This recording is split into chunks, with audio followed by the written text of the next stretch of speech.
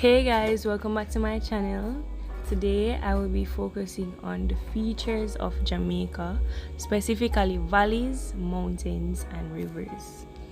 Alright, so let's get into it.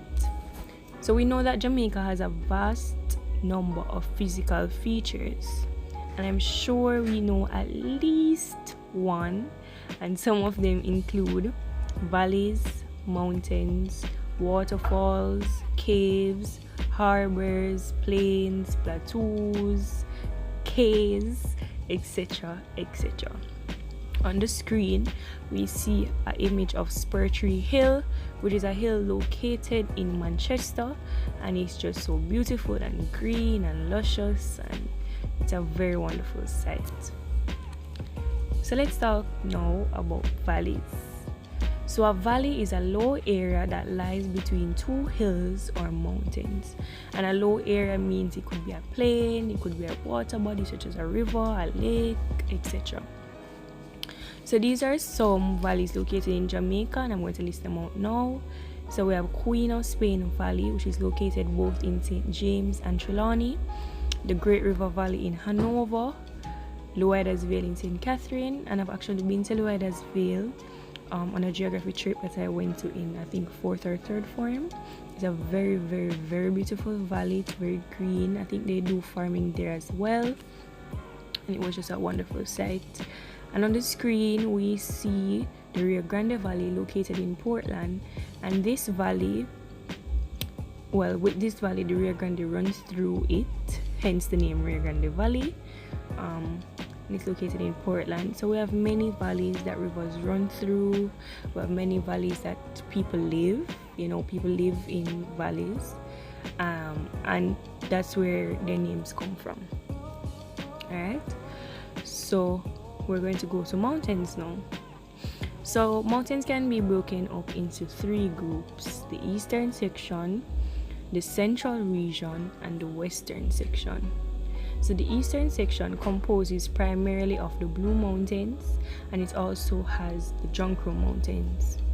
The central region, which is the second group, extends from Stony Hill in St. Andrew to the Cockpit Country in Trelawney, St. Elizabeth and St. James. Yes, the Cockpit Country is located into 3 parishes: Trelawney, St. Elizabeth and St. James. And you can imagine it extends from St. Andrew right up to St. James. So that's a very, very, very long extension.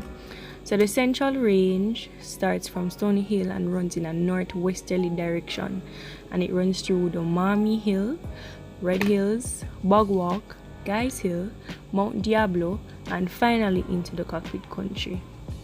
So the western section, which is the 3rd group, has Dolphin Head, which is at its center.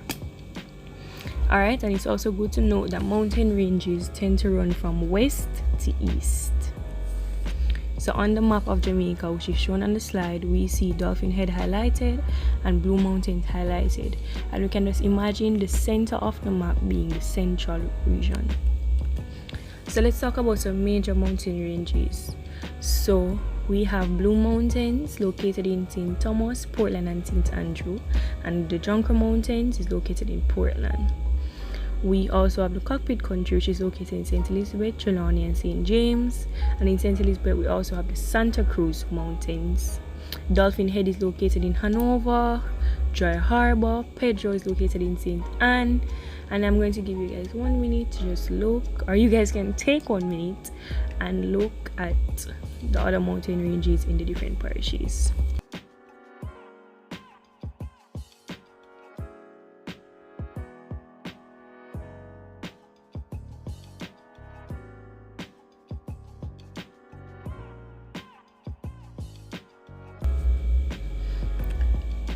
Rivers. So we all know rivers, and rivers are used for a vast number of things, but we're not going to get into that in this video. I'm going to dedicate another video to rivers, but we're just going to run through some rivers that are found in the different parishes. So we have the Black River in St. Elizabeth, the Great River in Hanover, the Montego River in St. James, the Hope River and the Cane River in St. Andrew, the Rio Cobre in St. Catherine, and the Rio Grande in Portland. And you can also pause the video and take a moment and look at the different rivers in the different parishes, the ones that I didn't highlight.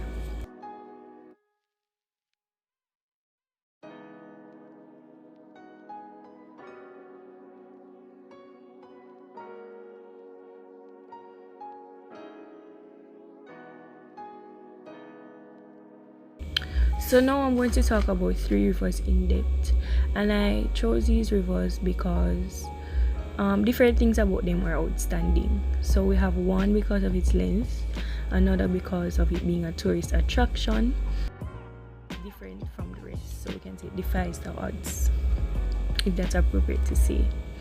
So the first river is the Black River. So the Black River is the longest river in Jamaica. It's a very famous river. If you ask someone name a river, more than likely the first thing they're going to say is Black River, if not Rio Grande or Rio Cobre, right? So it is called Black River because of the darkness of the river due to the decomposing vegetation. So it got its name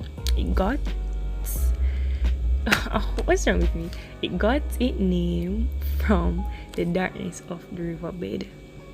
So the color is black, so they called it Black River. Alright, so it has thick vegetation and it can be explored by a canoe. And if we read information on the slide, we see that most of rivers in Jamaica are not large enough for big boats to sail on them. But Black River, it can be explored by canoes or other small vessels. Alright, so are we ready for the next river? The next river is the Brae River. And we know the Brae River because it's a famous tourist attraction, especially for persons who want to come and raft. Alright? So it says the head of the Brae River is at Windsor in the interior of Trelawney, and it flows towards the east of Falmouth.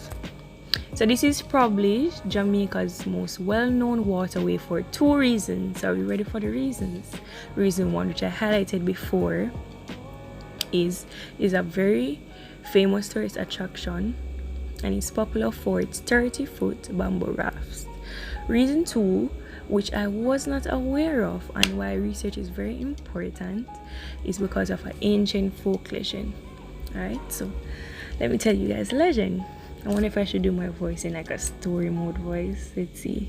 So as the story goes, an old Taino Indian witch was believed to know the whereabouts of a large stash of gold.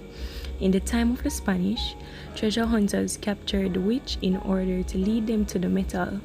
Pretending to comply, she led them into a cave and then suddenly disappeared.